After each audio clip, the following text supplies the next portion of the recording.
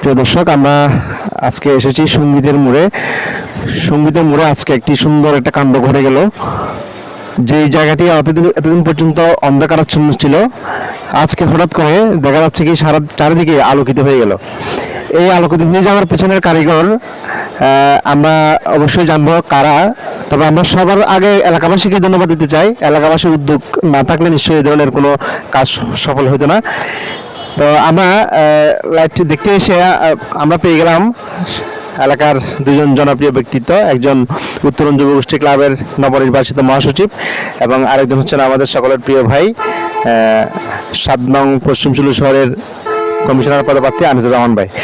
প্রথমে জানতে চাইবো আনিস ভাইয়ের কাছ থেকে, আনিস ভাই এখানে এত আলোকসজ্জা কি কারণ? প্রথমে আমরা টিভিসিকে ধন্যবাদ জানাচ্ছি যে আমাদের বিষয়গুলো জনগণের মাঝে প্রচার করার একটা সুযোগ করে দেওয়ার জন্য ধন্যবাদ জানাচ্ছি। বিষয়টা হচ্ছে, আমরা অতীতেও বিভিন্ন সময় কথাগুলো বলছি, আজকে আবারও বলছি যে আমাদের বাংলাদেশ খুব ঘনবসতিপূর্ণ একটা দেশ। আমাদের সম্পদের একটা সীমাবদ্ধতা আছে, আমাদের রাষ্ট্রের আর্থিক সীমাবদ্ধতা আছে, যে কারণে চাইলেও সবগুলো কাজ সরকার কিংবা প্রশাসনকে দিয়ে করা সম্ভব হয় না। আমাদের রাস্তাটা গত কিছুদিন আগে রাস্তার কাজ সমাপ্ত হয়েছে, এরপর থেকে আমরা নানা ধরনের উদ্যোগ নিচ্ছি। তারই অংশ হিসেবে আমরা স্ট্রিট লাইটের প্রয়োজনীয়তা অনুভব করলাম এবং আমরা অনুভব করলাম যে আমাদের রোড রাস্তাটা আলোকিত করা দরকার, লাইট লাগানো দরকার।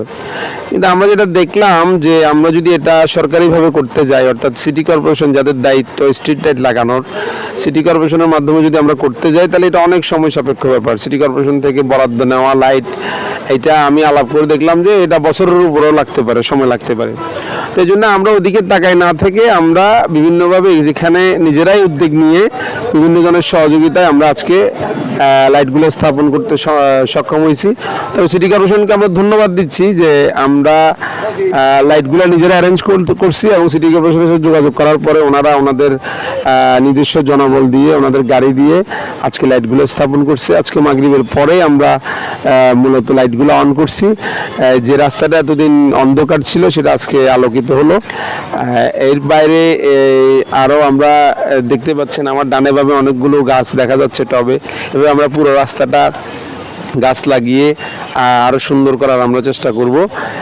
আরও কিছু উদ্যোগ, যেমন সিসি ক্যামেরা লাগানো, রাস্তার দুই পাশে পেইন্ট করা সহ নানা উদ্যোগ আমরা নিচ্ছি। ইনশাল্লাহ একের পর এক উদ্যোগগুলো বাস্তবায়ন হলে চট্টগ্রামের মধ্যে আমাদের এই রাস্তাটা দেখার মতো, উদাহরণ হওয়ার মতো একটা রাস্তা হবে, যেটা দেখে চট্টগ্রাম শহরে আরও অনেকে আশা করি ব্যক্তিগত উদ্যোগে সামাজিকভাবে এই কাজগুলো করার জন্য জনগণ এগিয়ে আসবে আমাদেরকে দেখে, এটাই আমাদের প্রত্যাশা। ধন্যবাদ। ধন্যবাদ আনিস ভাইকে। এ পর্যায়ে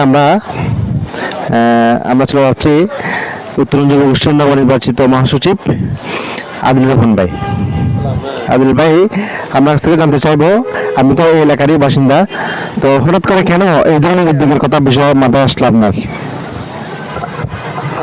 আসলে আপনারা জানেন, আমরা এই দেশ দীর্ঘদিন একটা অন্ধকার অবস্থায় পার করছে, যে কারণে আমাদের দ্বারা, অনেকের দ্বারা এই দেশ নিয়ে কাজ করা সম্ভব হয়নি।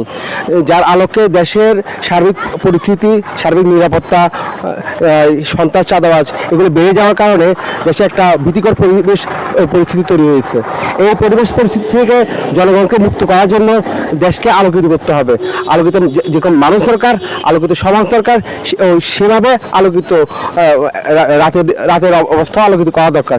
সে আলোকিত করার প্রেক্ষাপটে আমরা সিদ্ধান্ত নিলাম যে যেহেতু চাঁদাবাজ, সন্ত্রাস এগুলো রাতের বেলায় ঘটে, সেই জন্য রাতের পরিবেশটা যদি আমরা একটু লাইট দিয়ে সজ্জিত করতে পারি, তাহলে আলোর মাধ্যমে অন্ধকারটা যেভাবে দিতে হবে, আলোর মাধ্যমে সেভাবে সন্ত্রাস, চাঁদাবাজগুলো অত্র এলাকা থেকে দূর করার একটা উপায় হিসেবে আমরা বিবেচিত করতে পারি।